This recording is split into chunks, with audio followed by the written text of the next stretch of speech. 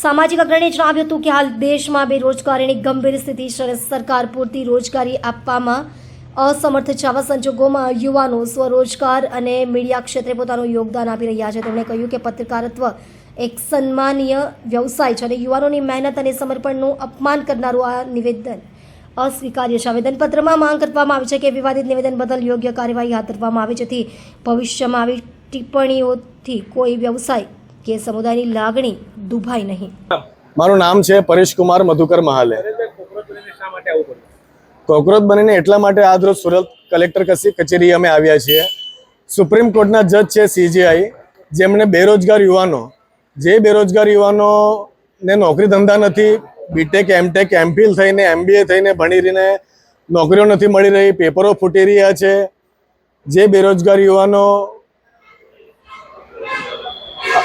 આગળ આવીને સરકારના વિરોધમાં સોશિયલ મીડિયામાં અને ઇન્સ્ટાગ્રામ પર ફેસબુક પર અવાજ ઉઠાવી રહ્યા છે. જે નવયુવાનો પ્રત્યે CJI દ્વારા જે ટિપ્પણી કરવામાં આવે છે કોકરોચની, એ ટિપ્પણી બાબતે આજ લોક અમે સુરત કલેક્ટર ઓફિસે આવ્યા છીએ. કોકરોચ એના માટે બનવું પડ્યું કે જ્યાં જ્યાં અમે લોકો સવાલ પૂછીએ છીએ ત્યાં અમને જવાબ નથી મળતા. કોઈ પણ તંત્ર હોય, ભ્રષ્ટાચાર તમામ જગ્યાએ વધી ગયો છે.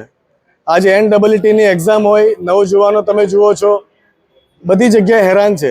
સરકાર હેરાન કરી રહી છે, પોલીસ તંત્ર હેરાન કરી રહ્યું છે, પબ્લિક રોડ પર રખડી રહી છે અને નવયુવાનો જે માર્કેટમાં સમાજમાં સરકારનો જે વિરોધ કરી રહ્યા છે એ બાબતે આજરોજ અમે અહીં આવ્યા છીએ.